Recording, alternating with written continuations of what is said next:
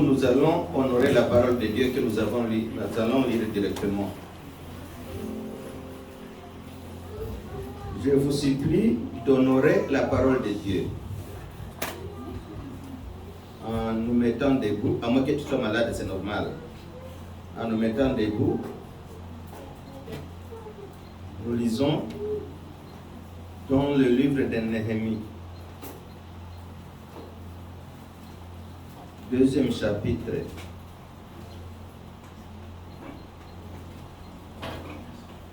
Je vois beaucoup parmi nous n'ont pas de Bible. Beaucoup parmi nous n'ont pas de Bible. C'est bien d'avoir une Bible. Moi, je ne parle pas des Bibles qui sont dans nos téléphones. Je parle de la Bible. Dans nos téléphones, il y a beaucoup de bonnes choses. Et d'autres ne sont. Ok. Nous lisons Néhémie chapitre 2. Verset 18.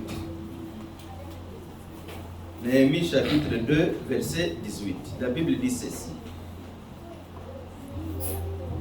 Je leur révélai comment la main de mon Dieu, sa bonne main, avait été sur moi, et comment le roi m'avait parlé. Il dit, alors levons-nous et bâtissons. Et ils me prêtèrent main forte pour cette bonne cause. Y a-t-il quelqu'un qui peut lire dans une autre version française ou bien une version anglaise? 8 secondes, Néhémie chapitre 2, verset 18. Et je leur racontai comment la bonne main de mon Dieu avait été sur moi, et quelles paroles le roi m'avait adressées. Ils dirent, levons-nous et bâtissons. Et ils se fortifièrent dans cette bonne résolution. Amen. Y a-t-il quelqu'un qui a une version anglaise à haute voix? Ok, on peut s'arrêter là. Acclamons la parole de Dieu. Merci, nous pouvons nous mettre.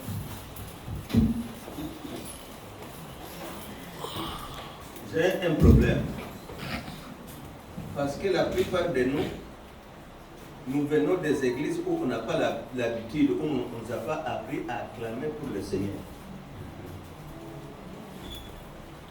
Quand quelqu'un se marie, on acclame pour lui, c'est son droit.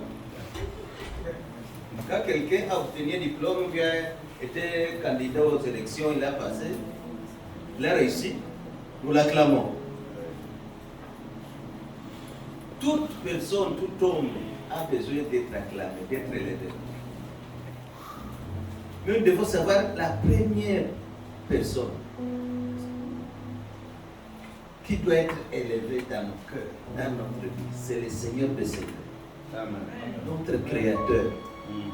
C'est lui qui t'a donné même ses mains que tu ne veux pas utiliser pour l'acclamer. C'est lui-même. C'est lui qui t'a donné ses oreilles qui t'ont permis d'écouter, que je te dis que nous l'acclamions. C'est lui-même Dieu. Le même. Nous voulons acclamer le Seigneur des Seigneurs. Amen. Amen. Mon frère, tu peux te lever? Amen. Acclame le Seigneur.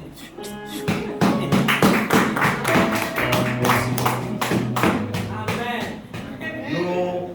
Nous avons lu dans Néhémie chapitre 2, verset 18. Une parole sortie de Néhémie. Quelque chose que Néhémie nous dit. Et dans ce verset, quelque part, on dit, levons-nous et bâtissons. Mais qu'est-ce qui est au juste? Nous allons faire le résumé du résumé. En fait, les Juifs sont à Babylone en ce moment. Ils sont en déportation en Babylone. Et nous savons qu'à Babylone, ils ont fait 70 ans de déportation. Et pendant que les rois de Babylone venaient détruire Jérusalem, bien, venaient envahir Jérusalem, il n'a pas pris que des hommes, mais il a aussi détruit la ville.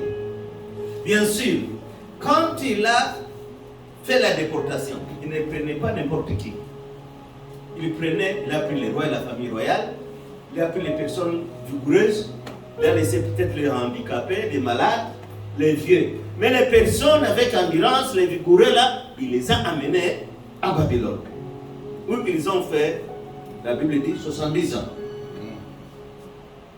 Ils ont détruit la ville de Jérusalem. Ils ont détruit les murailles de Jérusalem. Et en ce moment, je m'imagine, si nous lisons la Bible, nous comprenons que c'est vers la fin de la déportation babylonienne. Il y a un monsieur qui s'appelle Néhémie. Néhémie est dans le palais royal. Néhémie est en Babylone. Néhémie séjourne, il n'est pas chez lui en Israël. Un jour, il voit des gens venir de Jérusalem. Il leur pose la question. Là, chez nous, comment ça va?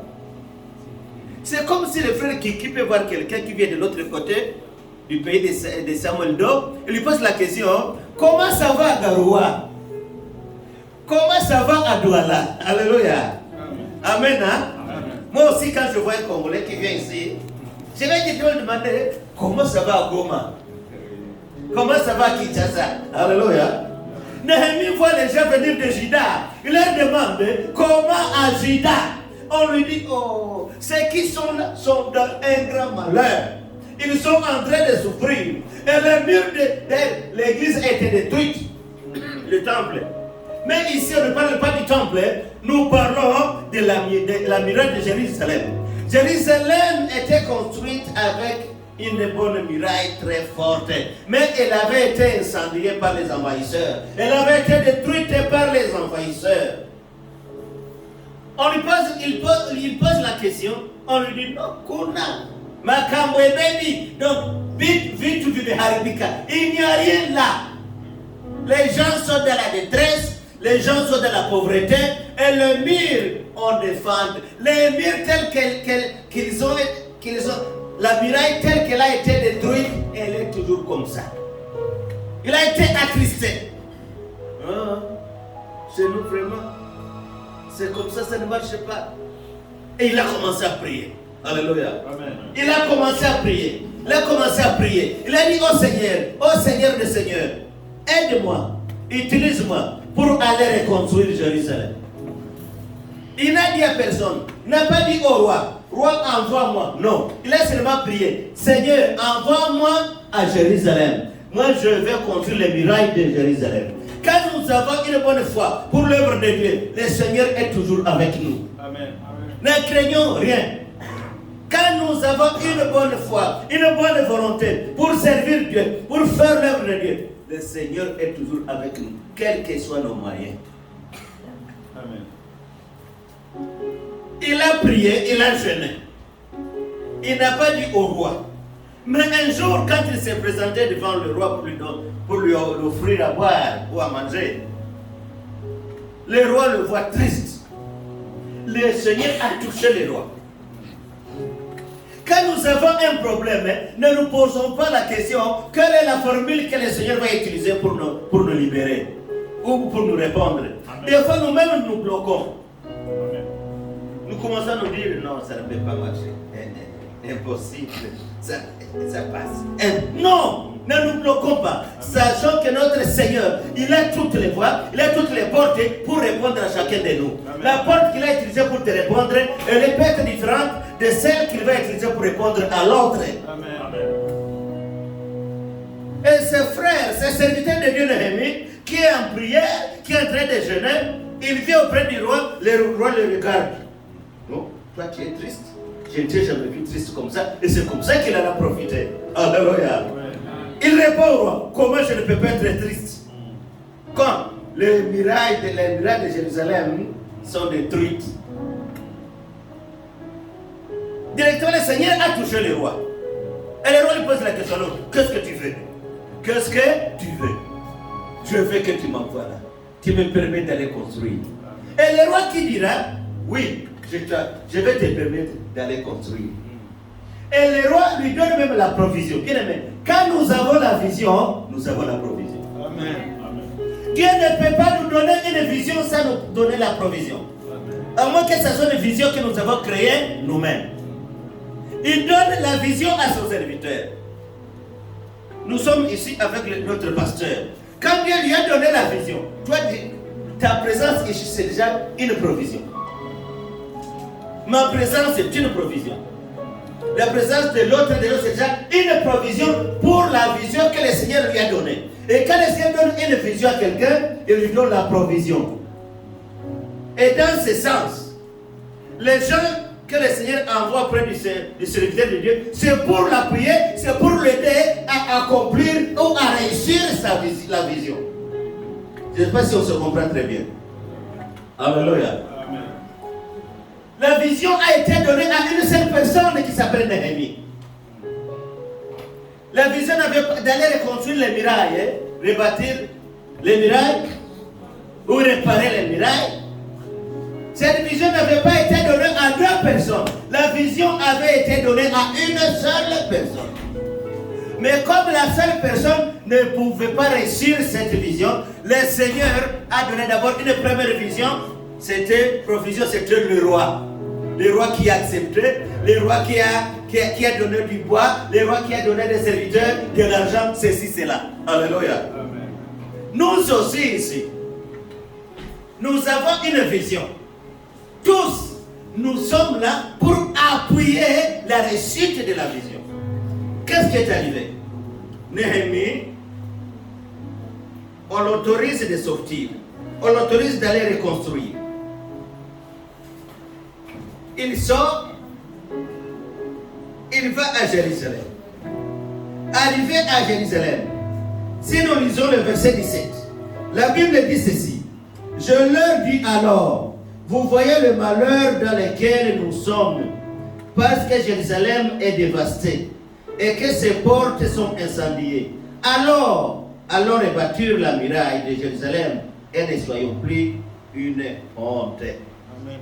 Il arrive des fois où les gens sont dans une honte sans toutefois comprendre qu'ils sont dans une honte. Il arrive des fois que les gens sont dans un malheur sans toutefois comprendre qu'ils sont dans un malheur. Moi, par exemple, quand j'apprenais les méandres dans lesquels on travaillait, quand je voyais, j'apprenais et je voyais les méandres dans lesquels on travaillait de l'autre coin, je ne connais pas les quartiers là où on était. Quand j'ai appris, parce que quand on était descendu ici sur ma quartier, on s'est senti un peu libéré. Mais malheureusement, très peu de temps après, très peu de temps après, les choses ont basculé dans le négatif. Je pense que toi aussi tu avais senti mal comme moi. Au moins la Bible dit, l'or et l'argent appartiennent à notre Seigneur. Amen. Comment les enfants de Dieu peuvent souffrir au jour le jour? Les choristes, pour faire la répétition, ce sont des théâtres. Et les soirs, s'ils ont fait la répétition, ils doivent déplacer les instruments. Et les remettre. D'abord, le matin, avant les quitter, les déplacer, les remettre. Et les connus de l'autre côté, ils allaient se réunir, je ne sais pas si c'était dans un couloir ou pas, je ne sais pas. Mais on se disait, comment est-ce que l'Église peut avancer dans ces conditions? Bien aimé, tu peux avoir l'onction, tu peux avoir le Saint-Esprit. Je ne sais pas si on pouvait les calculer en poids, peut-être des tonnes de Saint-Esprit.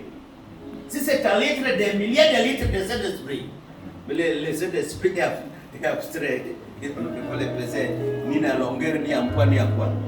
Même si on peut avoir telle quantité de Saint-Esprit, si on n'a pas de conditions pour travailler, le travail ne peut pas avancer. Alléluia. Il y a des certains de Dieu qui ont eu une vision. Ils ont le Saint-Esprit, mais ils n'ont pas eu de moyens financiers. Et le travail a été bloqué comme ça. Il y a des musiciens chrétiens. Quand vous les écoutez chanter, vous dites, ah, ce monsieur, si quelqu'un pouvait les lancer, il peut aller très loin. Pour dire, les moins rodés, s'il est lancé, il peut aller plus loin que par rapport au plus rodé qui n'a pas eu quelqu'un pour les lancer. Je ne sais pas si on se comprend comme ça. Alors, pour Néhémie, il s'adresse aux gens. Nous devons aller construire notre ville et la muraille de Jérusalem. Je vais vous dire une chose. les autres juifs à qui ils s'adressaient, est-ce qu'ils ne savaient pas que les murailles sont détruites? Ils savaient. Ils savaient. Même lui avant, il savait que les murailles sont détruites. Mais la révélation d'aller construire est venue en un moment. On est en train de lui parler. Non. Ça ne doit pas continuer comme ça. Il y a des fois on doit se révolter devant le Seigneur. Oh Seigneur, je ne veux plus rester célibataire. Seigneur, je ne veux plus rester célibataire. Donc, je dois aussi me marier. Je dois me marier. Au nom de Jésus, je dois me marier. Et si tu es célibataire, tu veux te marier, que le Seigneur te donne le mariage. Amen. Un bon mari et une bonne femme. Amen. Alléluia. Amen. Les autres juifs savaient réellement que les murs sont en faillite, sont en brèche. Mais il n'y avait pas de révélation. Mais quand Néhémie a senti, non, je dois les réparer.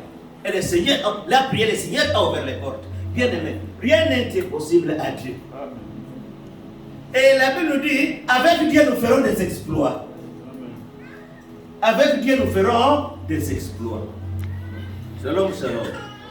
Papa Bani, si 20 ans avant, quelqu'un, même un prophète, te disait, tu iras en Occident pour le reste de ta vie.